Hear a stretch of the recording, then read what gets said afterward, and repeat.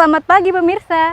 Berita Padang hadir kembali hari ini bersama saya Adini dan sejumlah informasi telah kami siapkan untuk Anda. Berikut selengkapnya.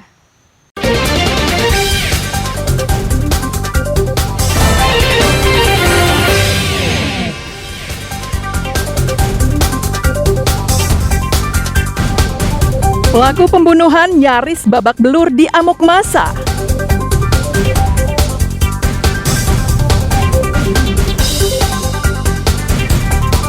Agar jera, pemilik disuruh hancurkan sendiri knalpot bising sepeda motornya. Tak perlu lagi ke desa tetangga. Anak-anak desa Talua kini punya madrasah sendiri untuk belajar mengaji.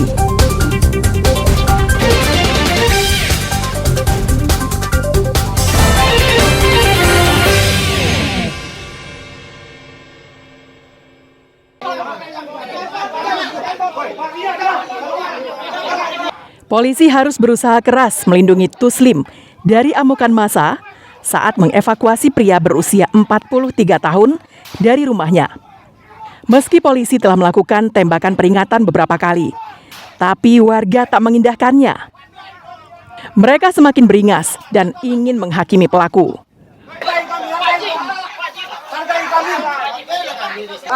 Kami yang menangani. Oke.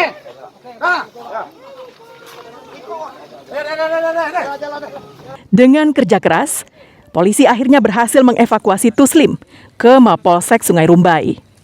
Warga marah karena Tuslim telah menganiaya Almi hingga kakek berusia 61 tahun itu meninggal dunia.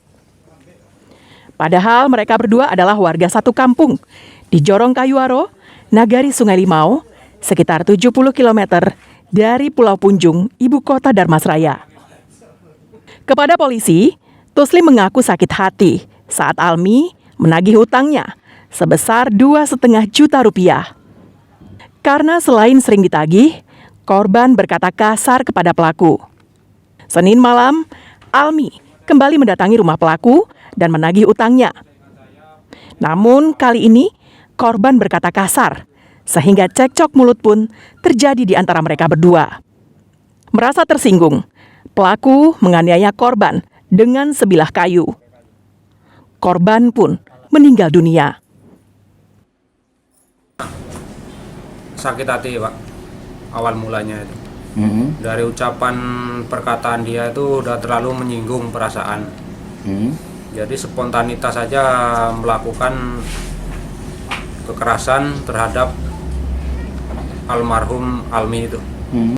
Melakukan pembunuhan itu ya didasarkan emosi tadi, Pak, spontanitas itu aja. Menggunakan apa? Menggunakan kayu. Waktu kami akan melaksanakan eksekusi keluar dari rumah, memang ada masyarakat yang tidak senang dan melakukan perlawanan-perlawanan terhadap kami karena masyarakat ingin menghakimi daripada pelaku tersebut. Kalau motif daripada pembunuhan tersebut yaitu karena unsur sakit hati, karena tersangkut masalah hutang piutang antara korban dengan pelaku. Atas perbuatannya, tersangka dijerat dengan pasal 340, junto pasal 338 KUHP dengan ancaman hukuman mati atau seumur hidup. Eko Pangestu melaporkan dari Dharmasraya.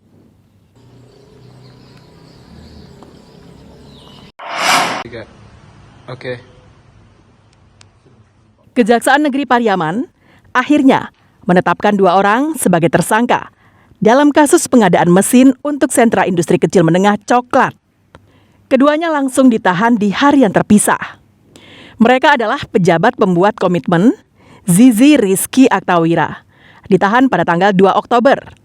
Sedangkan rekanan pengadaan Jaja Sadija ditahan pada tanggal 27 September lalu. Keduanya dititipkan di sel tahanan Polres Pariaman. Penahanan ini dilakukan oleh pihak Kejaksaan Negeri Pariaman karena keduanya diduga melakukan korupsi dalam pengadaan mesin pengolahan coklat yang merugikan negara lebih dari 542 juta rupiah. Dana tersebut tersedia pada mata anggaran tahun 2021 di Dinas Penanaman Modal Pelayanan Terpadu dan Perindustrian Padang Pariaman. Rencananya, Mesin ini akan ditempatkan di Sentral Industri Coklat yang berada di kawasan objek wisata Malibo Anai. Namun setelah rekanan mendapatkan uang muka 20%, mesin yang dilelang pengadaannya ini tak kunjung datang. Sudah melakukan penahanan terhadap 1 orang dari Dinas Penanaman Modal Kabupaten Padang Pariaman. Kenapa yang bersangkutan kami lakukan penahanan? Karena setelah dilakukan penetapan tersangka terhadap yang bersangkutan dalam perkara dugaan tindak pidana korupsi pengadaan mesin coklat tahun anggaran 2021 pada dinas terkait. Kejaksaan masih mengembangkan kasus ini karena tidak tertutup kemungkinan adanya tersangka lain yang terlibat. Keduanya terancam hukuman maksimal 20 tahun penjara sesuai Undang-Undang tentang Pemberantasan Korupsi. Eki Rafki melaporkan dari Pariaman.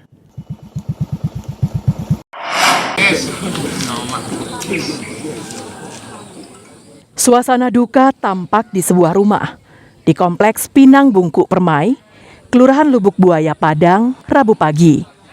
Di rumah ini disemayamkan jenazah perempuan yang ditemukan di Sungai Padang Sarai, Koto Tangah. Warga setempat dan teman-teman korban yang berstatus sebagai mahasiswi datang melayat. Identitas korban terungkap setelah orang tuanya datang ke Rumah Sakit Bayangkara dan memastikan bahwa mayat tersebut adalah anak mereka. Korban bernama Nurul Azizah Anti, berusia 23 tahun, warga perumahan Pinang Bungkuk Permai, Kelurahan Lubuk Buaya. Azizah tercatat sebagai mahasiswi di salah satu kampus swasta di Pasir Nantigo, Padang. Keluarga menolak dilakukan otopsi karena telah merelakan dan mengikhlaskan kepergian anaknya.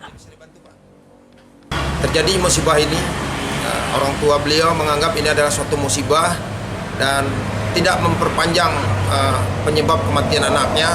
Beliau ikhlas dan kemarin kita juga sebagai petugas kepolisian dari Polsek Koto Tangah sudah menjelaskan sedetail mungkin, menyarankan untuk melakukan otopsi, visum dan lain-lain.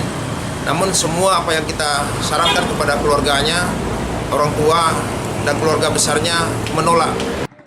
Walau demikian, polisi tetap akan menyelidiki penyebab kematian korban karena kronologis kematian Nurul Azizah Anti belum diketahui sama sekali. Sebelumnya, sesosok mayat perempuan ditemukan mengambang di sungai dekat jembatan Brimob Padang Selasa pagi. Awalnya petugas menduga korban masih berusia belasan tahun karena tidak ada identitas yang ditemukan di tubuh korban. Robiham melaporkan dari Padang.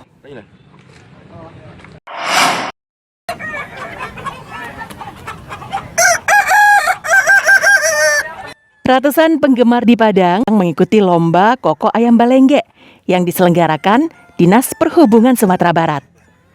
Ada 4 kelas yang dipertandingkan, yaitu kelas rendah batu yang penilaiannya jumlah kokok dalam kurun waktu 10 menit.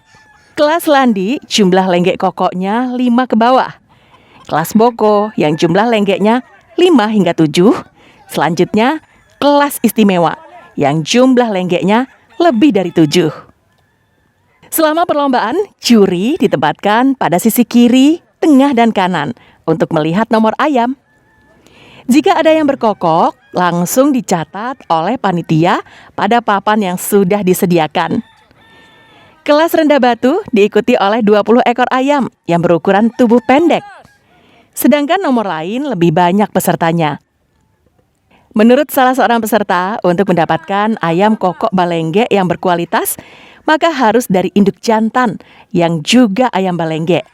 Selain itu, perlu juga diperhatikan makanannya, serta pemeriksaan kesehatan secara rutin.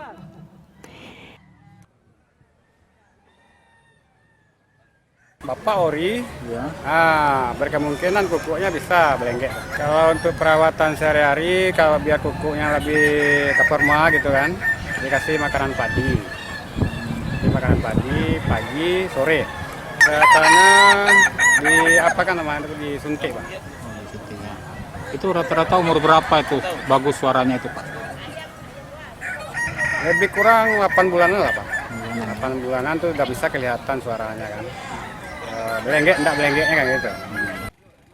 Dewan juri menilai berdasarkan kategori kelas yang dipertandingkan. Pemenang dari masing-masing kelas tidak bisa diadu dengan juara kelas lain karena berbeda kategori. Mungkin ada sekitar 40 yang peserta yang ada 2 rit. Nah, nanti ada di ayam kokok balengge yang ukuran badannya normal. Itu ada kelasnya nanti landi. Itu landi itu jumlah kokoknya 5 ke bawah. Terus yang kedua ada nanti kelas boko. Itu kokoknya antara 5 dengan 7 lenggek kokoknya itu. Nah, yang satu lagi yang paling bagus itu kelas istimewa. Itu kita ambil penilaian nanti lenggek kokoknya di atas 7 nanti.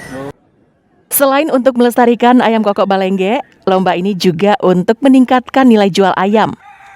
Sampai saat ini, harganya masih setara dengan ayam jantan umumnya. Kita jadikan ini momen bagaimana kita mengangkat ciri khas Sumatera Barat, terutama di segi ternak, khususnya ayam kokok balengge yang tidak ada di dunia, di daerah manapun.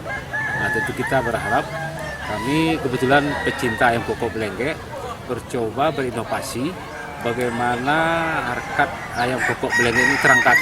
Lomba diikuti peserta dari Padang, Solo, Sijunjung, Bukit Tinggi, dan Padang Panjang. Pemenang akan mendapatkan hadiah tropi dan uang pembinaan. Laude Johardio Anse melaporkan dari Padang.